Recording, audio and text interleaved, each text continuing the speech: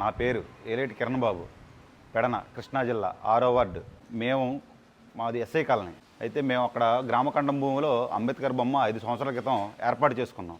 కానీ ఆ బొమ్మకి వాళ్ళకి సంబంధం లేకుండా వెనకాల ఉన్న హమీదు వాళ్ళ కొడుకులు 5గురు మా మీద కావాలని దాడి చేస్తున్నారు.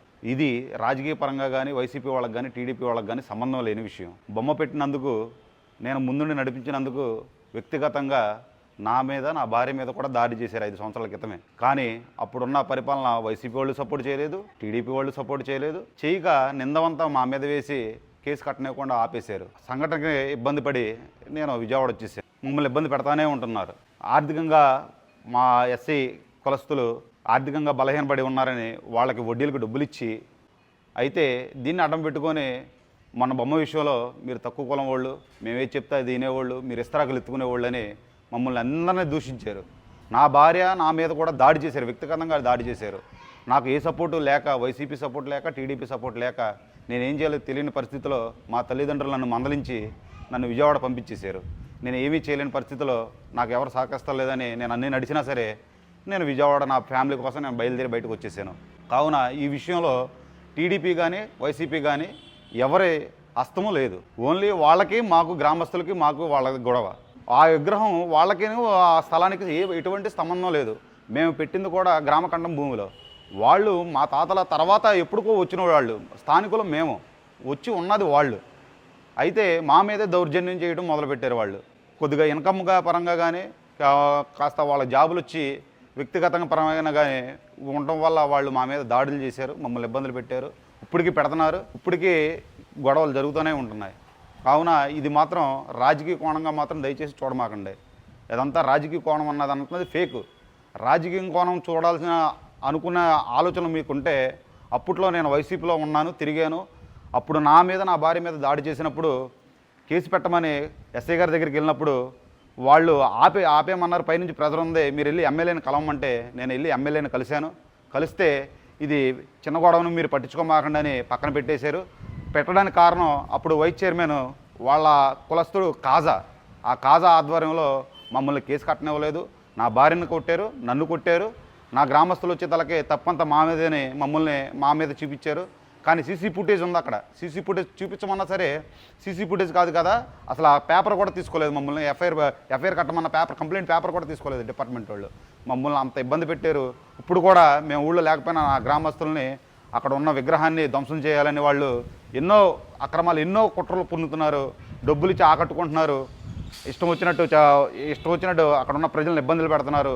మీరు దయచేసి ఇది మాత్రం రాజకీయ కోణంగా చూడొద్దని. వాళ్ళు ఎక్కువ గట్టిగా మాట్లాడాలంటే వాళ్ళ కుటుంబంలోనే ఉన్నారు టీడీపీ వాళ్ళు 4. వాళ్ళు టీడీపీ వచ్చిన 2 నెలల్లోనే వాళ్ళు ఈ చర్యకి పాల్పడ్డారు వాళ్ళు.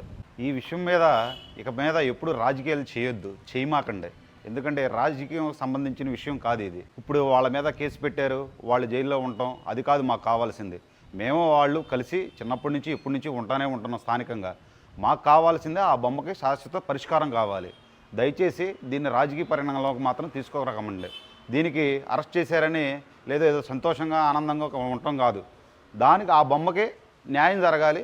ఎటువంటి హాని కలగకుండా మెరుగైన బొమ్మకి పర్మిషన్ ఇప్పించాలి. అక్కడ మెరుగైన బొమ్మ విగ్రహాన్ని ఏర్పాటు చేయాలి. అందరం కలిసి ఉండాలని కోరుకుంటున్నాం. అందరికీ జై భీమ్.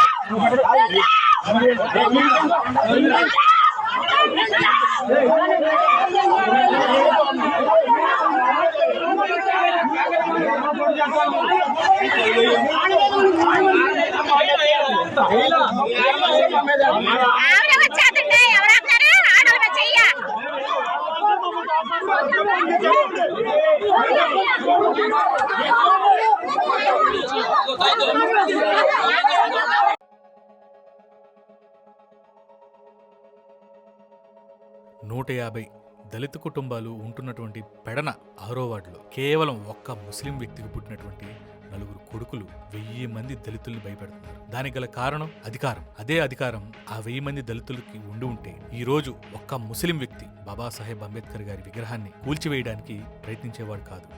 ఇలాంటి ఘటనలు జరగకుండా దళితులు ఎవరి దగ్గర తలదించుకోవాల్సిన అవసరం ఉండకూడదనే అంబేద్కర్స్ ఇండియా మిషన్ వ్యవస్థాపకులు పివి సునీల్ కుమార్ గారు దళితవాడల్ని ప్రత్యేక పంచాయతీలకు ఏర్పాటు చేయాలని ఇంతకాలం పోరాడుతుంది. ఇలాంటి అసమానతలు, అంటరానితనం దళితుల నుంచి దూరం చేయాలనేదే ఏం యొక్క ముఖ్య ఉద్దేశం. ఇకనైనా భవిష్యత్తులో ఇలాంటివి చూడకూడదని ఆయన పోరాటం చేస్తున్నారు.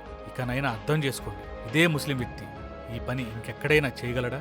వీడియోలో కిరణ్ చెప్తున్నట్లుగా ఇస్తరాకులు ఏరుకునేవారు మేము చెప్పినట్లు మా చెప్పుల కింద మీరు బ్రతకాలి అనే ఆలోచనలతో ఆ ముస్లిం వ్యక్తి మాట్లాడుతున్నాడంటే నేటికి దళితవాడల్లో మన పరిస్థితి ఏంటి అనేది గమనిస్తారని కోరుకుంటున్నాం. జై భీమ్.